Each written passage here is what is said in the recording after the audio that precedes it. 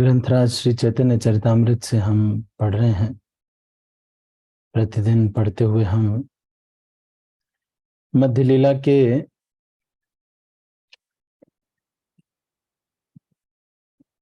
20वें प्यार से आगे की 20वें अध्याय पे पढ़ रहे हैं और 82वें प्यार को आज पढ़ेंगे। चैतन्य महाप्रभु से सनातन गोस्वामी अभी अभी मिले हैं और तो इस क्रम को आगे हम पढ़ रहे हैं।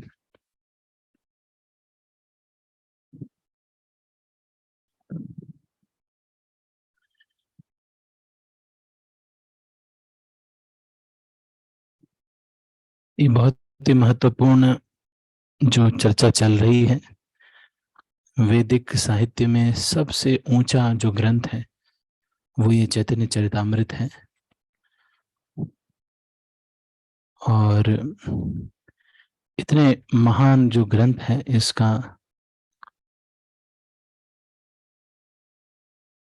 इस समय कलयुग में, क्योंकि गौरांग महाप्रभु और नित्यानंद प्रभु ही परम भगवान है, इसलिए इस समय इनका जो ये ग्रंथ है ये बहुत ही श्रेष्ठ ग्रंथ है। एक बार तो जगन्नाथ जी के अल्टर में चैतन्य महाप्रभु और नित्यानंद प्रभु बैठ गए और बोले कि आप लोग हटो, अब कलयुग के भगवान हम हैं।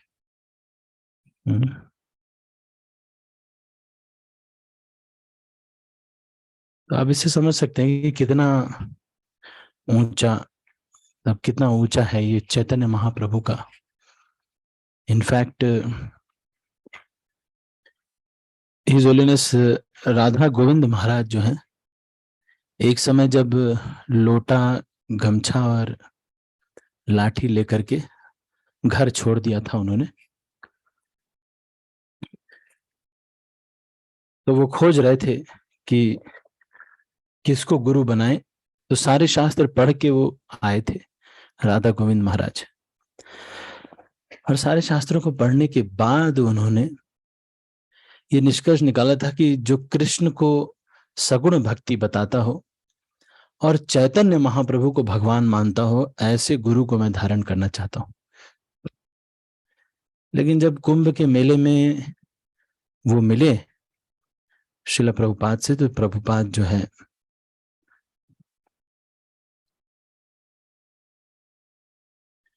प्रभुपाद ने उनको हरा दिया और उनको कहा कि ईश्वर निराकार है।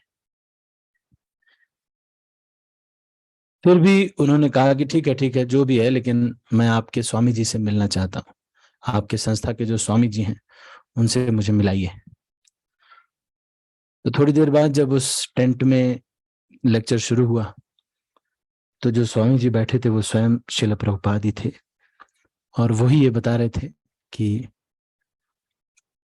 भगवान जो है साकार है।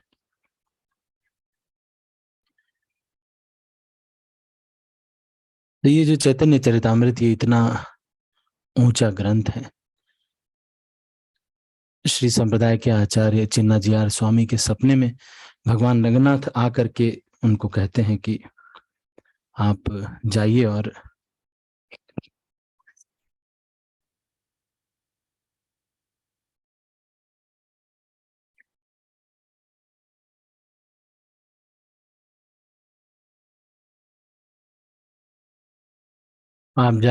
इसको अध्ययन कीजिए, चैतन्य चरितामृत का अध्ययन कीजिए, इस्कॉन संस्था में जाइए और चैतन्य चरितामृत खरीदिए और इसका अध्ययन कीजिए। तो ये बहुत ही श्रेष्ठ ग्रंथ है। इसको हम आगे पढ़ते हैं। सनातन वैराग्य प्रभुर आनंद अपार, भोट कंबल पाने प्रभु चाहे बारे बार। सनातन गोस्वामी को सन्यास के सिद्धांतों का दृढ़ता से पालन करते देखकर चैतन्य महाप्रभु को अपार आनंद हुआ, किंतु वे बारंबार उस ऊनी कंबल को देख रहे थे जिसे सनातन गोस्वामी ने ओढ़ रखा था। जो कि चैतन्य महाप्रभु इस कीमती ऊनी कंबल को बारंबार देख रहे थे, अतः सनातन गोस्वामी समझ गए कि यह महाप्रभु को पसंद नहीं आ रहा है, अतः वे इसे त्यागने के उपाय पर विचार करने लगे। यह सोचते हुए सनातन स्नान करने गंगा नदी के किनारे गए। वहां उन्होंने देखा कि बंगाल के एक साधु ने अपनी गुदड़ी धोकर सुखाने के लिए फैलाए रखी है। तब सनातन ने उस बंगाली साधु से कहा, अरे भाई, मुझ पर एक उपकार करो, इस ऊनी कंबल के बदले मुझे अपनी गुदड़ी मुझे दे दो। साधु ने उत्तर दिया, हे महाशय, आप तो सम्मानित भद्र व्यक्ति हैं, आप मुझसे परिहास क्यों कर रहे हैं? मेरी फटी गुदड़ी से आप अपना कीमती कंबल क्यों बदलना चाहते हैं? सनातन ने कहा, मैं परिहास नहीं कर रहा हूं, मैं सच कह रहा हूं, कृपया अपनी फटी गुदड़ी के बदले यह कंबल ले लो। यह कहकर सनातन गोस्वामी ने कंबल को गुदड़ी से बदल लिया। फिर वे अपने कंधे में वह गुदड़ी डाले चैतन्य महाप्रभु के पास लौट आए।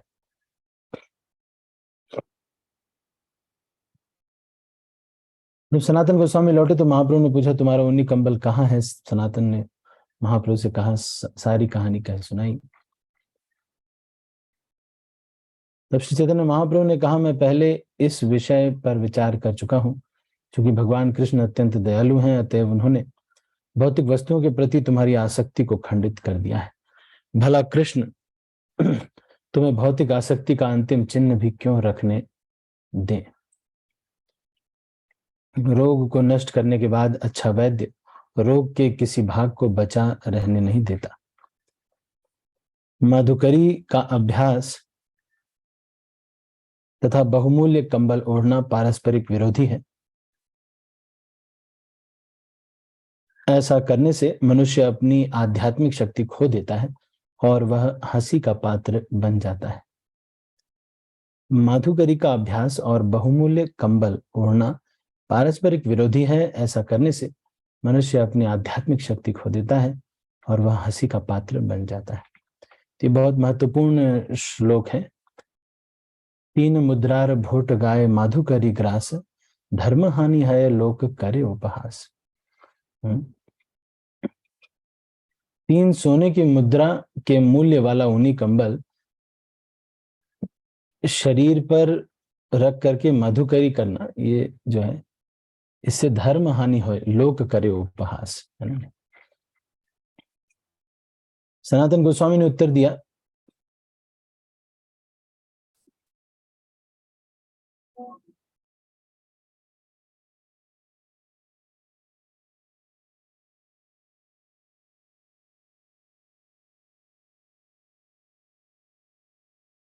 अपने मुंह में एक तिनका रखकर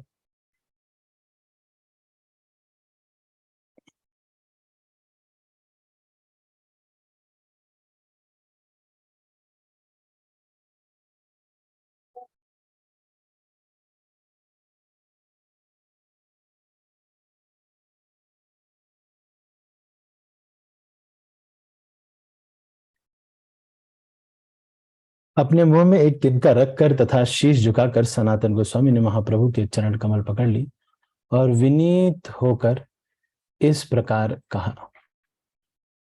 मैं निम्न परिवार में जन्मा था और मेरे संगी भी निम्न वर्ग के लोग हैं। मैं स्वयं पतित और अधम हूं। निसंदेह मैंने अपना सारा जीवन पापमय भौतिकता के कुएं में गिरकर बिताया है। वास्तव में श्री सनातन गोस्वामी सारस्वत ब्राह्मण कुल के थे और अत्यंत सुसंस्कृत एवं सुशिक्षित थे। किसी न किसी तरह उन्होंने मुस्लिम सरकार में मंत्री पद स्वीकार कर लिया था। अतएव उनकी संगति मांसाहारियों, शराबियों तथा निपट भौतिकतावादियों से रहती थी। सनातन गोस्वामी अपने आप को पतित मानते थे, क्योंकि ऐसे लोगों की संगति में वे भी भौतिक भोग के शिकार बन चुके थे। उस दशा में जीवन बिताते हुए उन्होंने सोचा कि उन्होंने अपना अमूल्य जीवन व्यर्थ ही गंवा दिया है। कोई व्यक्ति किस तरह इस भौतिक जगत में पतित हो जाता है, इसका कथन यह गौड़ीय वैष्णव संप्रदाय के सबसे बड़े अधिकारी द्वारा किया जा रहा है। वस्तुतः सारा जगत भौतिक अस्तित्व में गिरा हुआ है। हर व्यक्ति मांसाहारी, शराबी, जुआड़ी, स्त्रियों के पीछे भागने वाला है। लोग 4 मूल पाप करके भौतिक जीवन भोग रहे हैं। पतित होते हुए भी यदि वे चैतन्य महाप्रभु के चरण कमलों पर आत्मसमर्पण करें तो वे पाप कर्मों के फलों से बच सकते हैं। मैं नहीं जानता कि मेरे लिए क्या लाभप्रद है और क्या हानिप्रद है। फिर भी सामान्य व्यवहार में लोग मुझे विद्वान पंडित मानते हैं और मैं भी अपने आप को ऐसे ही सोचता हूँ। आपने अपनी अहेतु की कृपा द्वारा भौतिकतावादी मार्ग से मेरा उद्धार कर दिया है। अब उसी अहेतु की कृपा से आप मुझे मेरे कर्तव्य के विषय में बतलाएं। मैं कौन हूँ, तीनों ताप, तो ये भी बहुत महत्वपूर्ण है। के आमी केनो आमाए जारे तापत्रय, इहा नहीं जानी के मने हित है। ये जो प्रश्न है सनातन गोस्वामी ने पूछा चैतन्य महाप्रभु से, के आमी केनो आमाए जारे तापत्रय। बहुत महत्वपूर्ण प्रश्न है कि हर एक जीव को ये पूछना चाहिए, मैं कितना भी कुछ भी कर लूं लेकिन मुझे कष्ट तो होता ही है। तीन ताप से मुझे कष्ट तो मिल ही रहा है।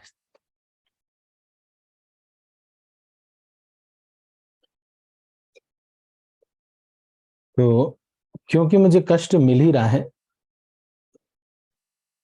इसलिए सनातन गोस्वामी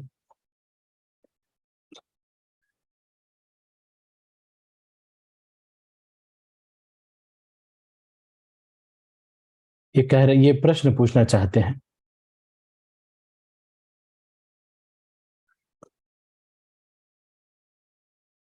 ये आमाई के आमी केने आमाए जारे तापत्रय,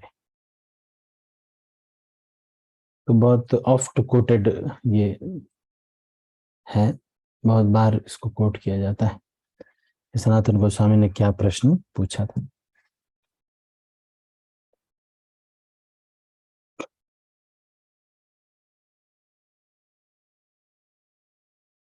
ठीक है, तो हम आगे इसको पढ़ते हैं। उससे पहले मैं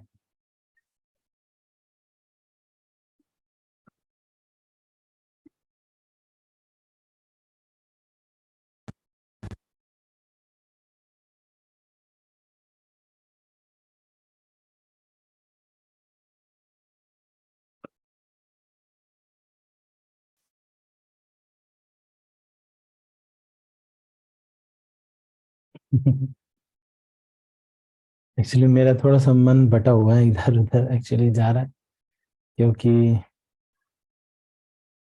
तो अभी मैं बहुत लंबा नहीं करूंगा इसको ना। और ये एडमिट वाला सेटिंग क्या है उसको भी समझता हूँ। मेहुल प्रो आप देखना जरा इंटरनेट क्या है, ये प्रॉब्लम ये क्या है, ये इसमें हमेशा ये एडमिट एडमिट वाला क्यों आ रहा है ये है? मैं नहीं चाहता, वो हमारा फ्री चलता था तो उसमें कभी एडमिट का नहीं आता था। अब ये पैसे लग गए तो इसमें एडमिट का आ रहा है। क्या दुखी दुखी मतलब, दिस इज सीरियस ना। यू जस्ट चेक इट है ना। अभी मैं अभी देखो भक्त लोग, और ये वो लता मोरे माता जी वगैरह कहाँ हैं, सारे सब भक्त देखो रहते हैं फिर भी बीच में।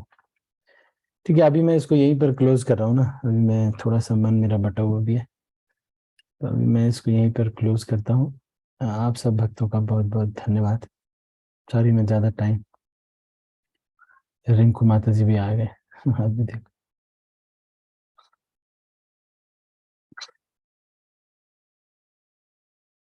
हरे कृष्ण। ठीक है ना, मैं सब भक्तों को अनम्यूट कर रहा हूँ, अभी आज क्लास जल्दी क्लोज कर रहा हूँ। श्रील प्रभुपाद की जय। मैं सब भक्तों को अनम्यूट कर रहा हूँ और फिर आप लोगों को आज हरे छुट्टी, आपका फ्री पीरियड। हरे हरे कृष्ण गौरी दंडक प्रणाम। हरे कृष्ण हरे कृष्णा प्रभु जी, दंडवत प्रणाम। धन्यवाद।